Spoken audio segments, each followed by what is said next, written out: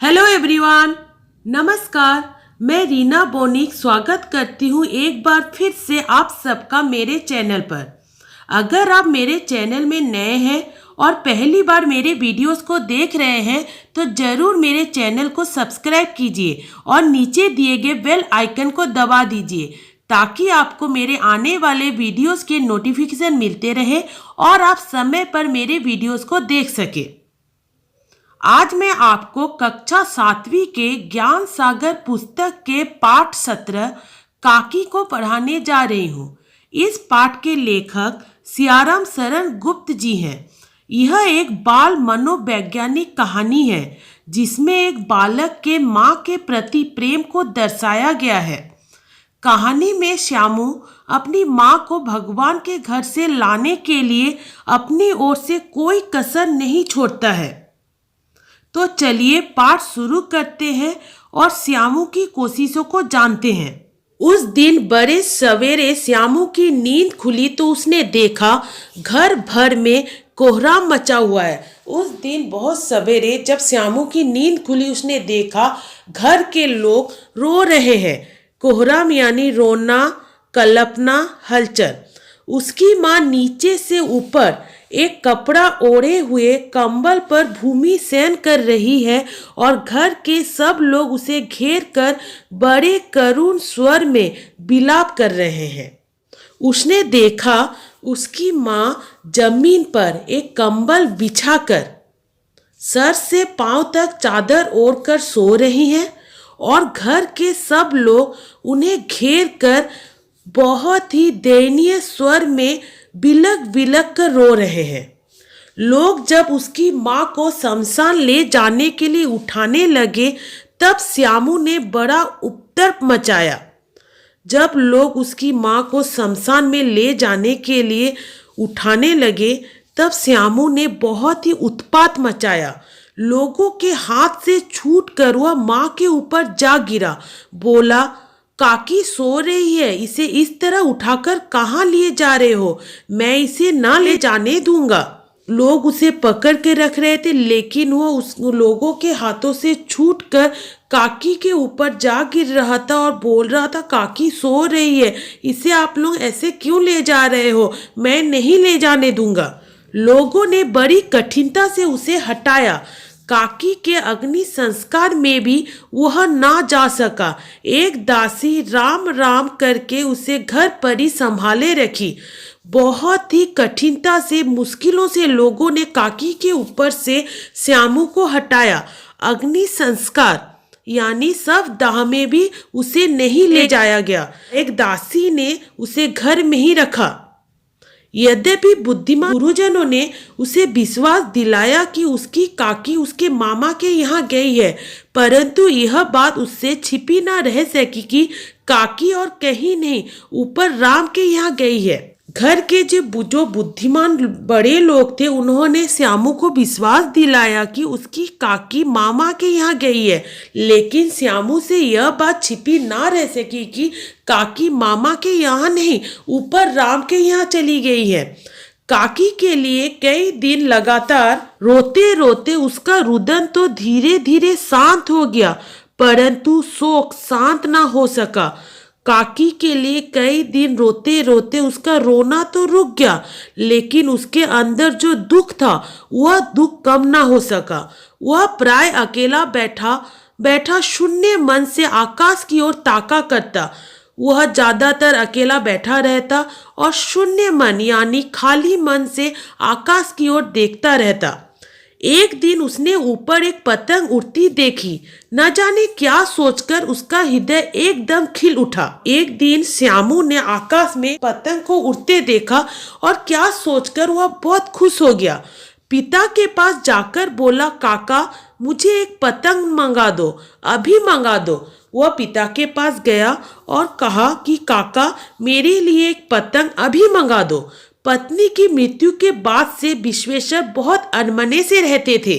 जब से पत्नी की मृत्यु हुई थी तब से विश्वेश्वर बहुत ही अनमने यानी उदासीन रहते थे। अच्छा मंगा दूंगा कहकर वे उदास भाव से और कहीं चले गए। उन्होंने कहा ठीक है मंगा दूंगा और उदास भाव से चले गए। श्यामू पतंग के लिए बहुत उत्कंठित था। वह अपनी इच्छा किसी तरह रोक ना सका। एक जगह खूंटी पर विश्वेश्वर का कोट टंगा था। इधर उधर देखकर उसके पास एक स्टूल सरका कर रखा और ऊपर चढ़कर कोट की जेबें टटोली। एक चबन्नी पाकर वह तुरंत वहां से भाग गया। श्यामू अपनी इच्छा को किसी तरह से भी रोक नहीं पा रहा था। उसने खूंटी पर, खूंटी यानी कपड़े आदि टांगने की दीवार में लगी हुक पर विश्वेश्वर का कोट टंगा हुआ देखा तो स्टूल लेकर उस पर चढ़कर कोट की जेबें टटोली तो उसे चबन्नी मिला और वह उसे लेकर वहां से भाग गया। सुखिया दासी का लड़का भोलू श्यामू का साथी था। श्यामू ने उसे चवन्नी देकर कहा, अपनी जीजी से कहकर गुपचुप एक पतंग और डोर मंगा दो। सुखिया दासी का जो लड़का भोलू था वह श्यामू का दोस्त था। श्यामू ने उसे चवन्नी देकर कहा, तुम अपनी दीदी से चुपचाप मेरे लिए एक पतंग और डोर मंगा दो। देखो खूब अकेले में लाना, कोई जान ना पाए। श्यामू ने भोला से कहा, देखो यह बात जैसे कोई ना जान पाए, बहुत ही चुपचाप लाना। पतंग आई। घर के एक अंधेरे कमरे में उसमें डोर बांधी जाने लगी। श्यामू ने धीरे से कहा, भोला किसी से ना कहे तो एक बात कहूं। पतंग आ गई और घर में चुपचाप एक अंधेरे कमरे में उसमें डोर भी बांधी जाने लगी। फिर श्यामू ने भोला से कहा, अगर तुम किसी से ना कहो तो तुमसे एक बात कहूं। भोला ने सिर हिलाकर कहा, नहीं किसी से ना कहूंगा। श्यामू ने रहस्य खोला। श्यामू ने राज खोला।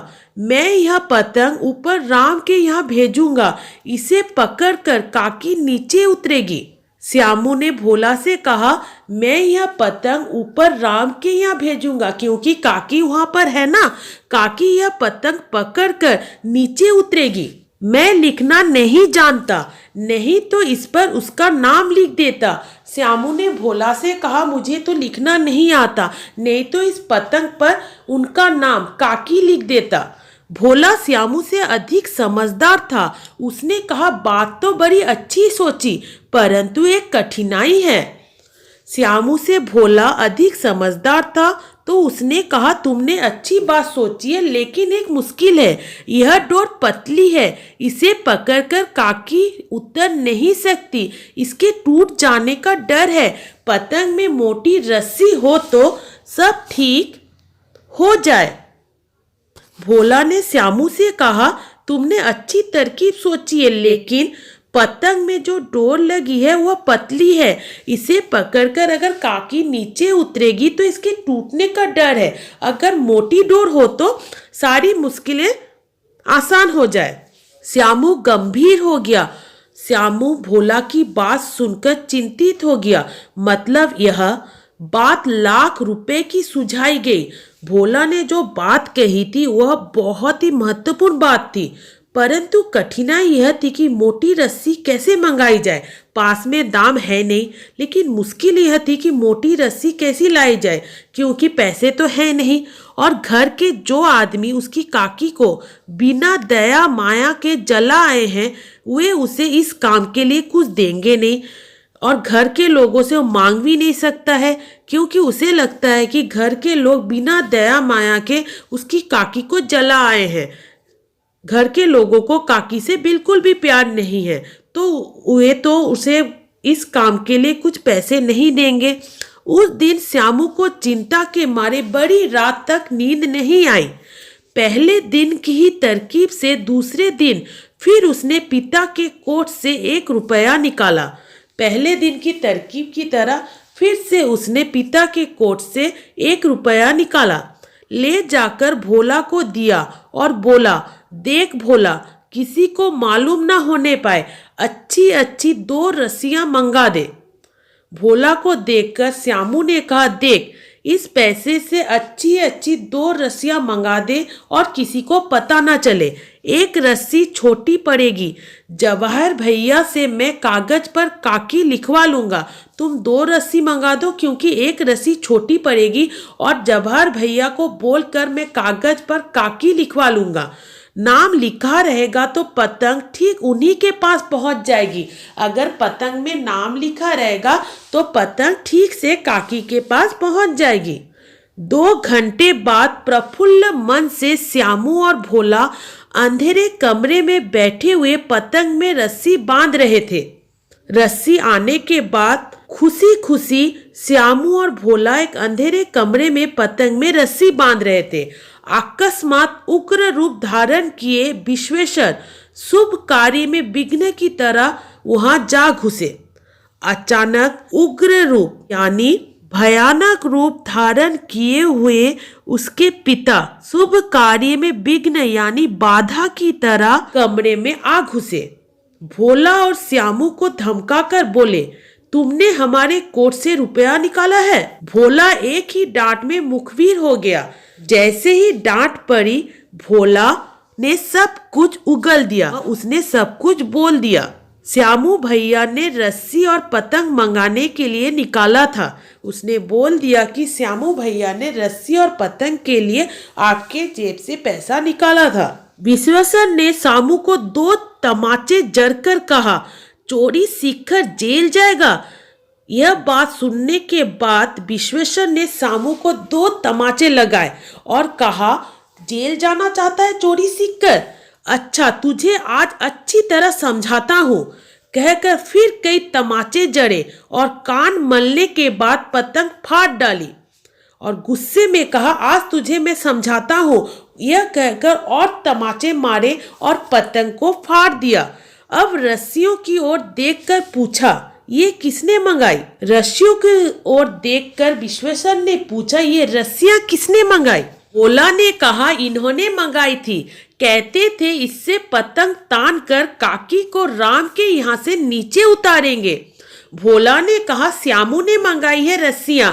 वह कहता है कि इससे पतंग तान कर यानी पतंग में रस्सी को बांधकर राम के यहाँ भेजेंगे और इससे काकी नीचे उतरेगी। विश्वेश्वर हद बुद्धि होकर वही खड़े रह गए। यह सुनकर विश्वेश्वर को कुछ भी समझ नहीं आया। वे वही खड़े रह गए। उन्होंने फटी हुई पतंग लेकर देखी। उस पर चिपके हुए कागज पर लिखा था काकी। जो इस पतंग को विश्वेश्वर ने फाड़ दिया था उसे उन्होंने हाथ में उठाकर देखा तो उसमें लिखा हुआ था काकी। तो यह थी आपकी कहानी काकी। तो इस पाठ से आपने क्या जाना? इस पाठ से हमने जाना कि एक बालक के लिए मातृ वियोग बहुत ही पीड़ादायक होती है, क्योंकि बच्चे के लिए माँ ही सब कुछ होती है। यह कहानी बेटे के अपनी माँ के प्रति निश्चल प्रेम को प्रदर्शित करती है। तो आज के लिए बस इतना ही। लाइक और कमेंट जरूर कीजिए। धन्यवाद।